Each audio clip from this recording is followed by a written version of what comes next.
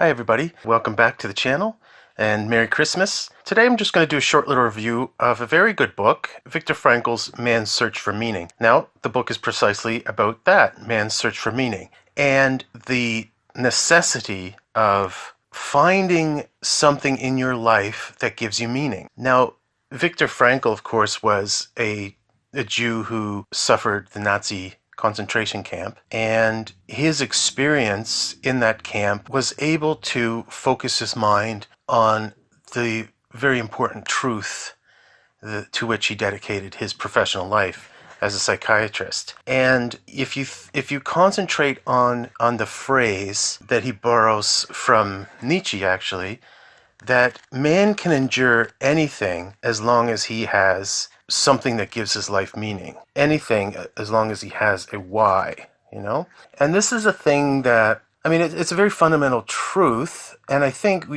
when you think about, for instance, the rising suicide rate in Western culture, is it an accident that it coincides with a decline in religious adherence?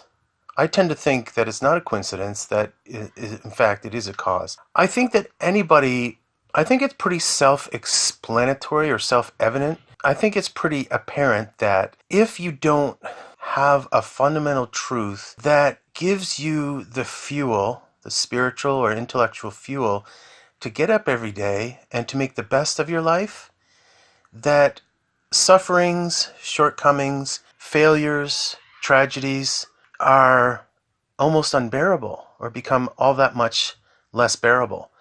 I think that's a truth that most of us can accept. I studied the book of Job in my doctoral program and wrote a thesis on it. And that's one theme that comes through, of course, in the book of Job, is that Job seeks to understand why he would suffer when, according to his own estimation, he hasn't done anything wrong. Now, there's a lot more going on, of course, and our mindset about how God or the gods indicate their favor to man has changed over the years. It's the idea that success is a sign of the gods' preference for you, and that failure is a sign of their disfavor. And why would they disfavor you if not because of your sin? These are fundamental conceptions. These are ideas that really fall at the heart of our human nature for some reason. I guess it's because of our social nature. The way that the group rewards or punishes an individual is usually tied to the benefit they have given to the group or the lack of benefit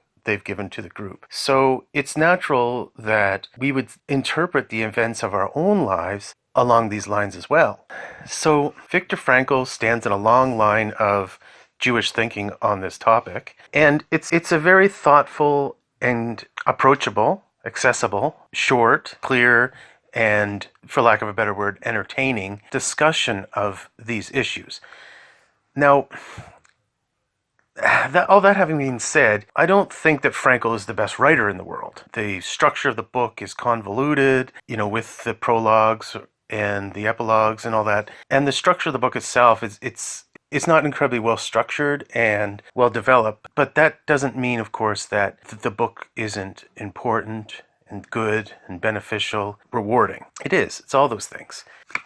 Frankl was the founder of what they call the logotherapeutic approach to psychology. And basically what it is tying your psychological health to a conception of the good in your life. Frankl, as I said, is a psychiatrist, and he developed his ideas of logotherapy as a consequence, perhaps in the context of his sufferings in the concentration camp. And he provides many vivid accounts, many vivid stories where reason and your emotional well-being tie together. And he looks at it like as a will to survive. He said many people in the concentration camps didn't have a reason to survive, and so they didn't. And many people in the camps had a reason to survive. And he indicates for himself that I suppose he indicates two reasons why he wanted to survive. One, he says, was to get back to his wife, whom he loved. He didn't know that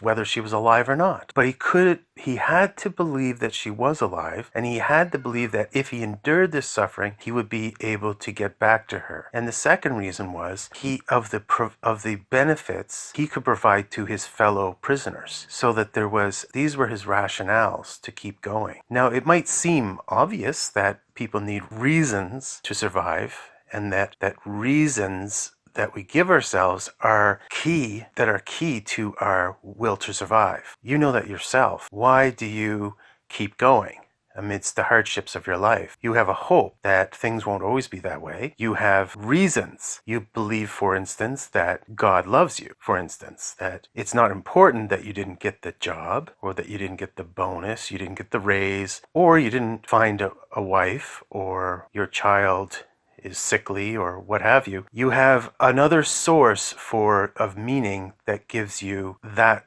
whatever it is you need to survive and to be happy. It's not easy it's easier for some people than others to be happy and to remain happy. And the reasons they give for their happiness is, to one person, it's no reason to another person. Like, survive because there's a God who loves me? Well, I can't believe that, and how does that help anything at all? Whereas to another person, that is everything. They don't need more than that to have a reason to keep going. So everybody's reasons are different. That's really not the important thing, says Victor Frankl, but you have to have a reason to keep going. In the end, it's a valuable work, and I think there's lots of very good, beneficial books out there to give people psychological help. And this is one. It's a short book, but it's also very poignant. I think we can conceive of the horrors of living through the circumstances in which he lived. And basically, his position is that you can survive through anything if you are able to formulate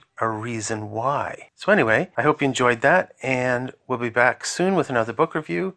Thanks so much, guys.